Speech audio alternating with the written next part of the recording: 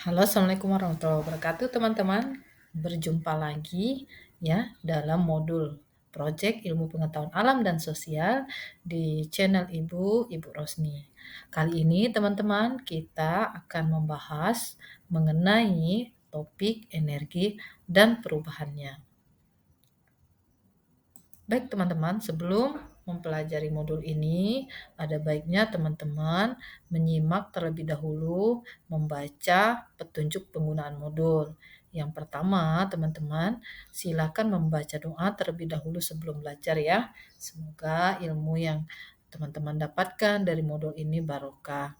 Kemudian yang kedua, pahami materi dengan baik dan silakan mencari referensi lain yang mendukung terkait topik hari ini, energi dan perubahannya. Kemudian yang ketiga, teman-teman cermati contoh soal. Boleh teman-teman mencoba mengerjakan ya contoh-contoh soal yang akan disajikan nanti di dalam modul ini. Kemudian yang keempat, mengerjakan soal latihan dengan seksama berdasarkan materi dan contoh soal yang sudah dijelaskan di awal sebelum latihan soal disajikan. Kemudian yang kelima, boleh teman-teman menghubungi guru teman-teman ya ketika teman-teman masih ada mengalami kendala kesulitan. Oke, next ya teman-teman, kita lanjut. Oke teman-teman, jadi segala aktivitas kita ini bisa dipastikan ya teman-teman semuanya selalu bersinggungan dengan yang namanya energi. Nah coba teman-teman, kira-kira aktivitas apa saja nih yang terkait dengan atau bersinggungan dengan energi. Oke, benar ya teman-teman ya. Mungkin teman-teman punya kipas angin di rumah, mungkin teman-teman punya mobil atau menggunakan listrik ya, menggunakan baterai, itu semua adalah benda-benda yang menggunakan energi. Oke, apa sih energi? Nah, materi topik yang pertama terkait energi dan perubahannya ini, kita akan mengkaji tentang energi dan kaitannya dengan usaha. Konsep yang teman-teman harus pahami sebelum masuk ke energi dan usaha, ini yang pertama memahami pengertian energi dulu. Nah, pengertian energi ini adalah kemampuan melakukan kerja atau usaha. Jadi berdasarkan hukum kekekalan energi, energi ini tidak dapat dibuat dan dimusnahkan sehingga jumlahnya ini selalu tetap tetapi bentuknya saja yang berubah-ubah. Jadi itulah maksudnya adalah kekal ya di sini. Artinya energi ini jumlahnya selalu tetap, hanya saja bentuknya saja yang bisa berubah-ubah ya. Kemudian apa saja sih energi yang perlu teman-teman pelajari? Yang pertama yang ditekankan di konsep ini adalah teman-teman harus memahami apa sih yang dimaksud dengan energi mekanik ya. Energi mekanik itu adalah energi yang diperoleh dari penjumlahan energi potensial dan energi kinetik ya. Nah, apa sih energi kinetik kalau dirumuskan secara matematis ya? Nah, kalau secara matematis energi mekanik ini adalah hasil penjumlahan energi kinetik atau disimbolkan dengan EK ditambah dengan energi potensial atau EP, di mana masing-masing energi ini untuk mekanik ini satuannya joule atau disingkat dengan huruf J besar karena dia berasal dari nama orang ya. Kemudian energi kinetik itu joule juga, energi potensial ini joule juga ya satuannya. Jadi sama ya teman-teman ya. Oke, nah selanjutnya konsep energi yang teman-teman harus pahami juga yang kedua, itu adalah energi potensial namanya. Apa sih energi potensial? Nah, energi potensial adalah energi suatu benda akibat kedudukannya. Kedudukannya terhadap apa? Terhadap permukaan bumi, teman-teman ya. Nah, ini ya.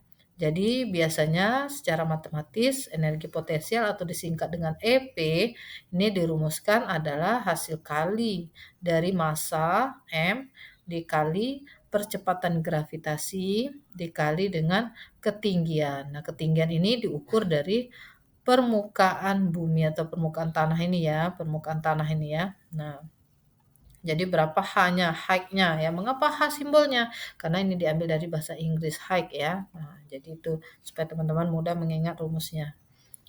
Nah, selanjutnya konsep energi yang kedua yang berkaitan dengan energi mekanik itu adalah energi kinetik ya.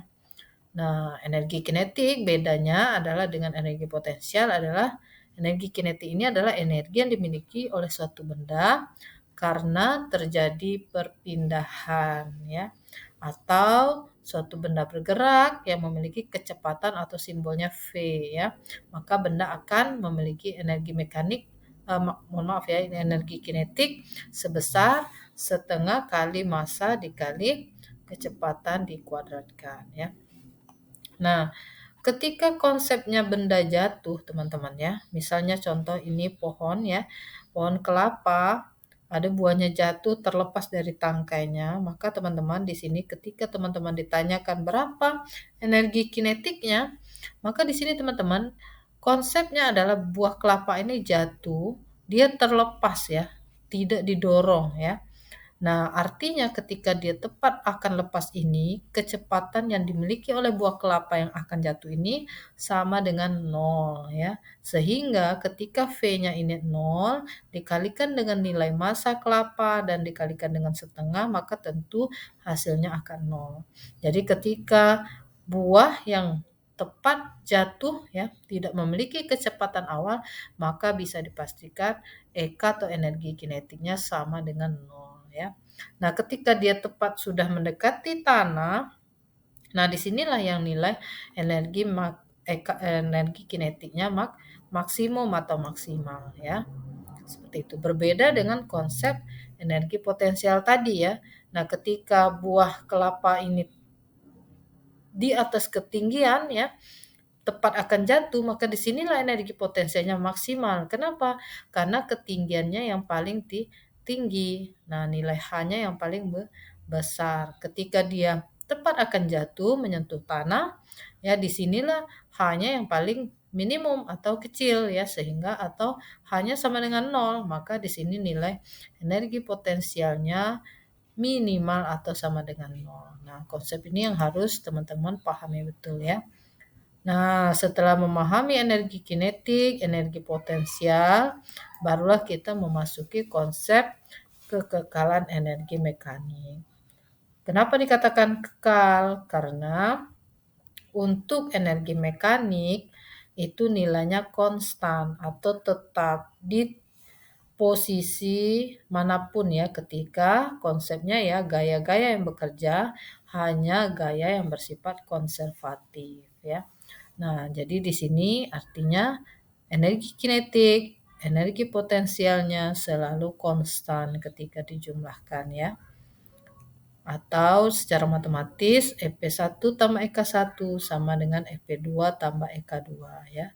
Kalau diuraikan ya berdasarkan rumusnya tadi EP1 itu berarti MGH1 plus setengah MV1 kuadrat sama dengan MGH2 plus setengah MV2 kuadrat.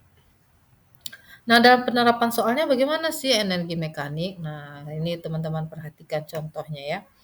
Sebuah bola pejal dengan massa 4 kilo ya, massanya 4 kilo, terletak di ujung lemari, kemudian didorong mendatar dengan kecepatan 2 meter per second.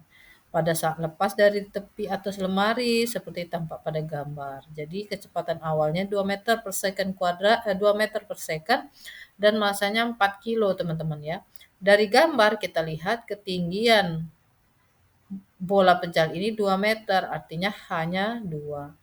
Nah, pada gravitasi G sama dengan 10, berapakah energi mekanik ya yang dialami benda ketika ketinggiannya 1 meter di atas tanah ya. Artinya ketika di sini berapa sih energi mekaniknya itu yang ditanyakan. Nah, kita pahami konsep energi mekanik tadi teman-teman ya, bahwa energi mekanik itu selalu konstan di titik manapun dia ditanya.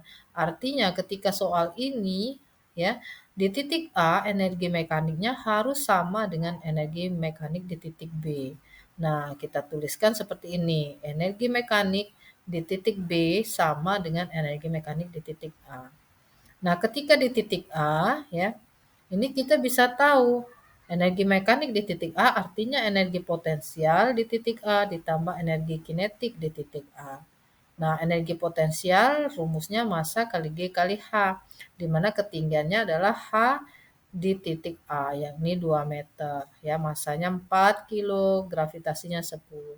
Sedangkan EK di titik A itu setengah massa kali V A kuadrat, kecepatan di titik A kuadrat. Jadi setengah kali massanya 4 kilo, kali kecepatan ketika di titik A. Kecepatan di titik A tadi 2, ya 2 dikuadratkan menjadi 4. Jadi setengah kali 4 kali 4. Maka ketika dikalikan ini 80, ini 4 dengan 2 dicoret menjadi 2, 4 kali 2 8. Jadi nilainya 88 Joule. Jadi energi mekanik di titik B nilainya adalah 88 Joule ya. Gampang ya teman-teman ya. Oke, nah selanjutnya konsep energi selanjutnya ya yang perlu teman-teman pahami adalah energi kalor ya. Nah, apa sih energi kalor? Ini sebenarnya sudah teman-teman pahami di fase D ya. Fase D atau ketika teman-teman waktu masih duduk di SMP ya. Nah, kita ulang sekilas apa sih energi kalor, yakni energi dari aktivitas yang dapat menghasilkan panas. Nah, ini harus digarisbawahi ya. Jadi kalor itu menghasilkan panas ya, ditambah dengan kenaikan suhu.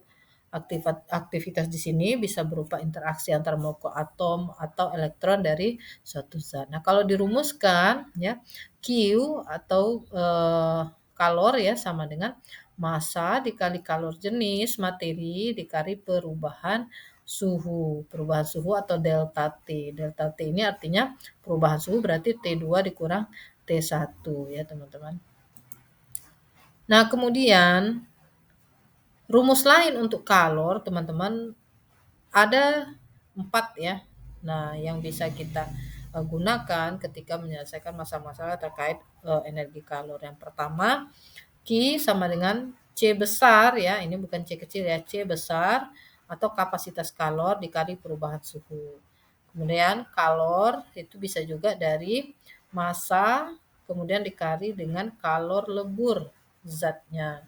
Kemudian kalor juga bisa dicari nilainya dengan massa dikali dengan kalor uap zatnya. Nah, C besar atau kapasitas kalor ini hasil perkalian antara massa dan kalor jenis ya. Atau C kecil ini simbolnya. Nah, contoh nih, contoh ya, contoh soal energi kalor teman-teman ya. Nah, jadi ini coba teman-teman lihat ya. Perhatikan pemanasan 1 kilo es ya. Jika kalau jenisnya 2100, kalau lebur es 336.000 dan kalau jenis air ada 4200, maka kalori yang dibutuhkan dalam proses dari P, Q ke R adalah berapa gitu ya. Nah, jadi ini teman-teman harus menggunakan konsep dari P ke Q ini dia menggunakan konsep berarti Q sama dengan massa kali C kali delta T. Mengapa? Karena dia ada perubahan suhu.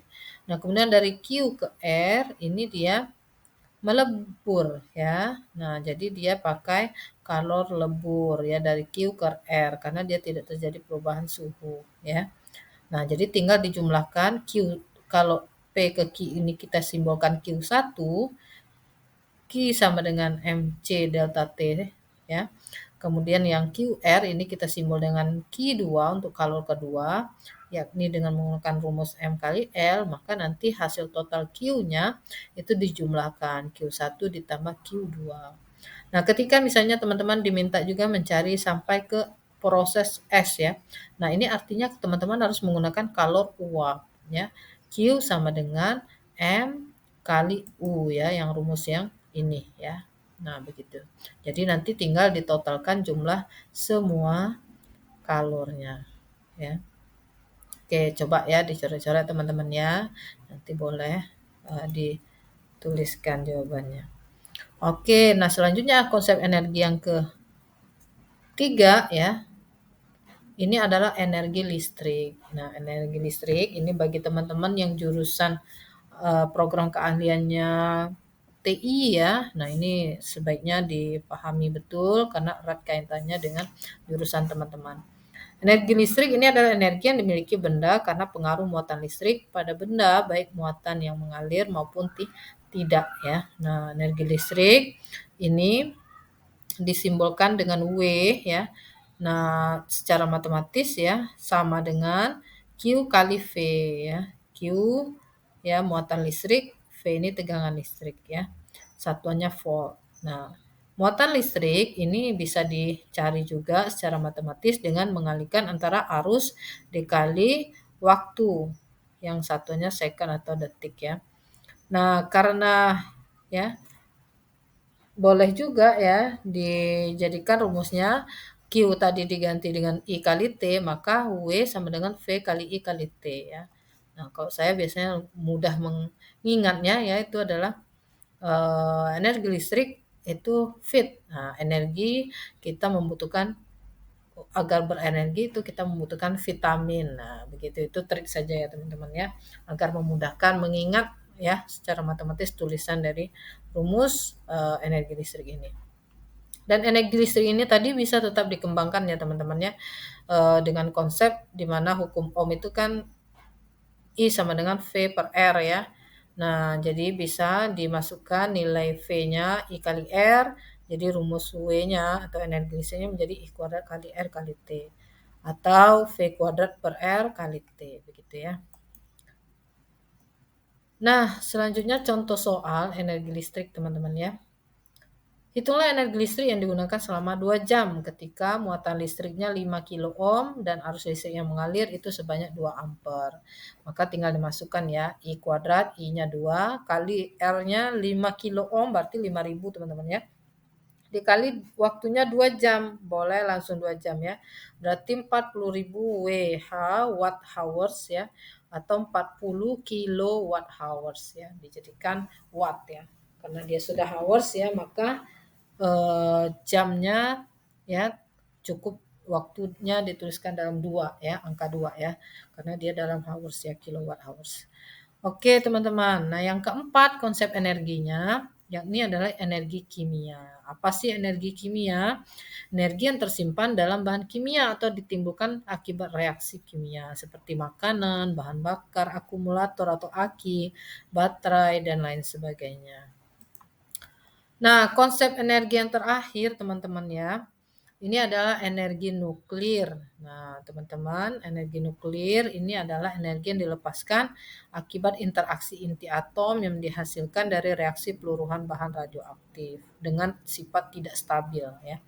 Nah, bahan radioaktif dapat meluruh yang mengeluarkan sinar alfa, beta, dan gamma serta energi yang cukup besar ya. Nah, energi inilah yang nanti dimanfaatkan ya. Teman-teman boleh supaya lebih jelasnya teman-teman menyimak video tentang energi nuklir ini ya pada video yang linknya sudah Ibu tautkan di modul ya. Boleh silakan kalian simak agar lebih memahami konsep energi nuklir ini. Oke teman-teman, untuk materi energi, konsep energi ini sampai di sini ya. Nah, silakan teman-teman berlatih mengerjakan soal latihan ini ya. Jika ada kesulitan, boleh silakan teman-teman hubungi guru yang bersangkutan. Selamat teman-teman, teman-teman sudah menyelesaikan modul energi dan perubahannya. Insya Allah di modul selanjutnya teman-teman kita akan membahas tentang konsep usaha ya. Jadi tetap semangat belajar, memperbanyak latihan soal. Insya Allah fisika atau IPA ini adalah mata pelajaran yang mudah dan insya Allah bermanfaat bagi teman-teman semuanya. Terima kasih. Assalamualaikum warahmatullahi wabarakatuh.